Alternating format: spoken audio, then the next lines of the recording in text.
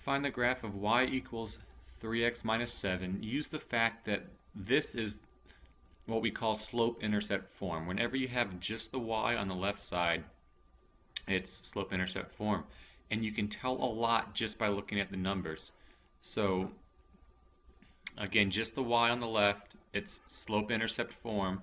And the number in front of x, whatever that number is the slope. And then the number at the end, whatever that number is, that's the y-intercept.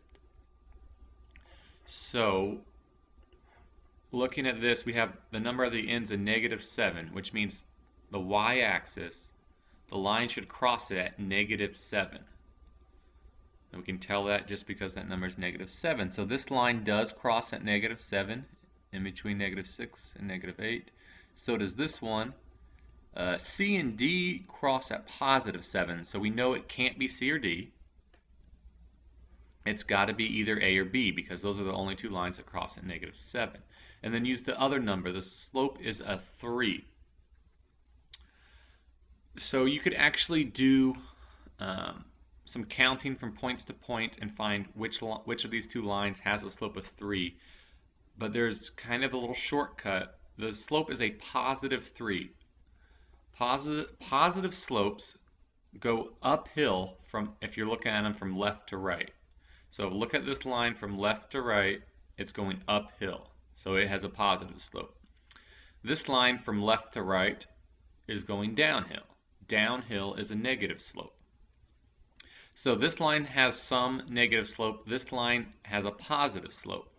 Well, the slope is a +3, so it has to be choice A, because it's the only choice out of those two that crosses at -7 and has a positive slope. We can also try to verify that the slope is exactly 3, which a slope of 3, slope always has two parts, a rise or going up and a run or going sideways to the right. So a slope of 3, the number 3 is really the same as the number 3/1. When you divide by 1, you would still get 3 there. So when people say the slope's 3, you can rewrite it as 3/1. Just like if the slope was 6, that's the slope of 6/1. So what that means is you're going up 3 and to the right 1. So the top number is how far up you go, and the bottom number is how far to the right. So let's start here at our -7, and if we went up 3, it'd be to right here. Okay, up 1, 2, 3. So it's a little difficult to count that because we jump by 2 here instead of having every single line drawn. It's jumping up by steps of 2, but you go up to 3. And then if you go to the right 1, yes, you're right back on the line again. So this has a slope of 3. If you went up 3 more, so up 1, 2, 3, and to the right 1, yep, you're on the line still. So that's what we mean by a slope of 3. Every time you go up 3 and to the right 1, you remain on the line. You start on the line, up 3, right 1, you're back on the line. This one would be similar. The intercept, the y-intercept is -3. So this does not cross at -3 is right here. This line does not cross at -3. This one does. So B is an option, and C is an option. B and C are the only two that cross the y-axis at -3. And then we're looking for one with a positive slope of 4. Left to right, C is going downhill, so it has a negative slope, but B is going uphill, so it has a positive slope. It has to be B. And we can verify that it's 4. Again, that'd be a slope of 4 would be 4/1. So up 4 and to the right 1. So start at some point on the line. We'll just start here at the -3. If we went up 4, 1, 2, 3, 4, and then you go over 1, yep, you're right back on the line. So it is a slope of 4/1. So for this next problem, select the graph of 3x plus 4y equals 24. It's not written in slope-intercept form. There's not a y just by itself on the left. So you can't just look at it and see the y-intercept and see the slope. Instead, it suggests that you use the x and y intercepts to graph. Once you know those 2 points, you can connect the dots with a straight line and you'll know the graph. So the steps for doing that, to figure out the y-intercept, just plug in a 0 for x. So 0 times 3 equals 0. So you're just left with 4y equals 24, which means y has to be 6. The line will cross the y-axis at 6. To see where it's going to cross the x-axis, you would plug a 0 in for y, because when you're on the x-axis, the y value has to be 0. So 0 times 4 is 0. You're left with 3x equals 24, which means x would have to be 8. So using those two values, y is 6 and x is 8, you can graph the line. So we need to cross the y-axis at 6, which this line does not, and the x-axis at 8. So we're looking for a line that goes from x to 8 and y to 6.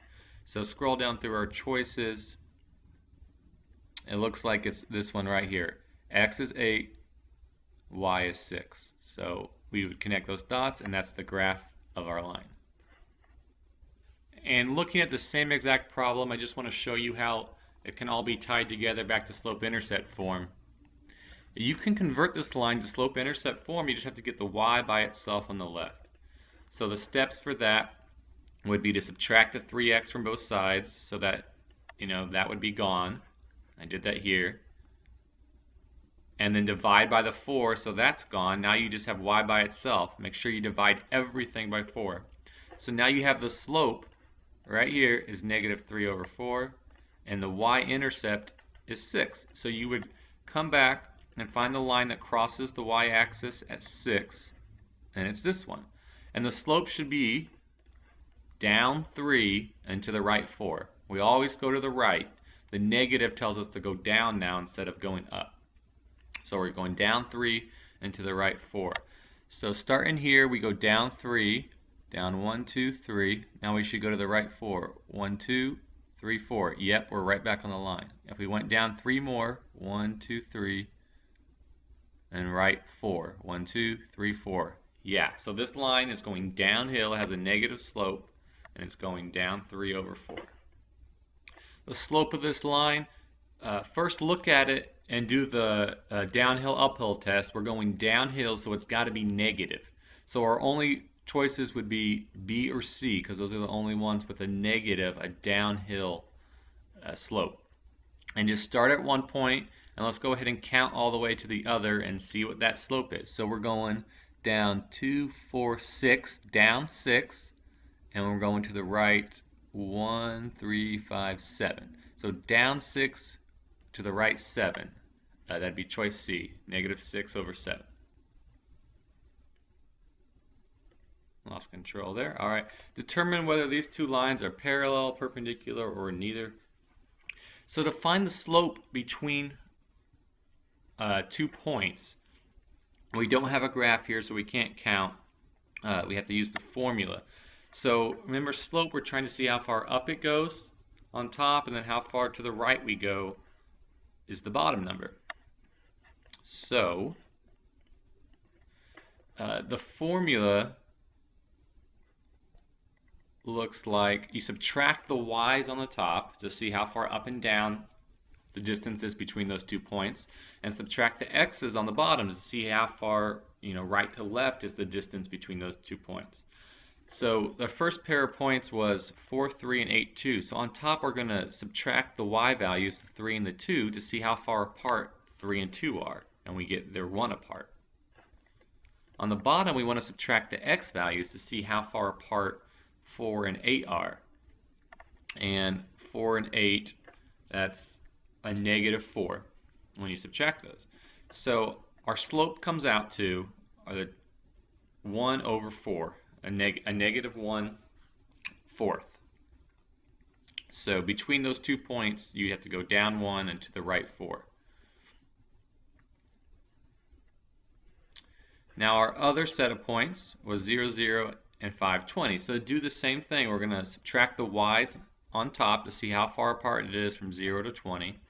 0 minus 20 gives you a -20. And then on bottom, we're going to subtract the x's. How far apart is it from 0 to 5? And 0 minus 5 gives you a negative 5.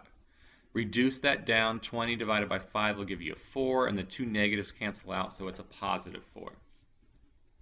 So these slopes, if they were exactly the same, that would be parallel. What they are right now is one's positive and one's negative, and then one's the reciprocal of the other. And that's what perpendicular lines have. So these two slopes are perpendicular. The reciprocal means you just take the number and flip it over. So if you flipped 4 over, remember 4 is the same as 4 over 1. So when you flip that over, you get 1/4. Just like if you flip this over, you would have 4 over 1, which reduces to 4. All right, so to be perpendicular, which these lines are, you need the slopes to be the reciprocal of each other and one positive, one negative. And that's what we have here. So these two lines have perpendicular slope. The key thing to remember when finding the slope between 2 points like this is always start with one point as your first point and the other point as your second point. So like when I subtracted these, I did 3 minus 2 on top. 3 minus 2 on top. So I started with this number again on the bottom, 4 minus 8. That way you'll get the correct sign. Otherwise you'd get positive when it should be negative or negative when it should be positive. So if you start with this point and do 3 minus 2, start with this point on bottom and do 4 minus 8. Finding an equation of a line passing through these 2 points, write it in slope-intercept form. What we just did in the last problem was find the slope between two lines, or between 2 points. That's what we're going to start off with here. So I've already put together a lot of the work between these 2 points. We're going to subtract the y's on top, subtract the x's on bottom. So I'll take this y minus that y. 6 minus negative 6 is a positive 12. And that x, again, start with the same point, minus that x, and you get a negative 6. Reduce that down. 12 divided by negative 6 gives you a negative 2. So the slope is negative 2. We're trying to write it in slope-intercept form. Y by itself on the left equals mx plus b. Well, we just figured out what the slope is, so we're almost done. We have y equals negative 2x plus b. All we need to do is figure out what b is. To figure that out, we plug in either point we want, either one of those initial points, into the equation we have so far. So let's just pick this one. It doesn't matter which one you pick. It has a value for x and it has a value for y. Plug those in for x and y here. So we're going to have negative 6 equals negative 2. Our x value is 1. We just plug, instead of x, we're plugging in the 1 plus b. So let's solve for b here. Negative 2 plus b. Negative 2 times 1 is negative 2. Now to get rid of this, and so b is all by itself, we'd have to add 2 to both sides. So we're going to add 2. Over here we're going to add 2. You're left with, what would that be? A negative 4 equals b. Add 2 to negative 6, you get negative 4. So now you're done. You know what b is. Your equation would be y equals negative 2x negative 2x, and b is minus 4. So there's your equation in slope-intercept form, the equation of the line that goes between those 2 points.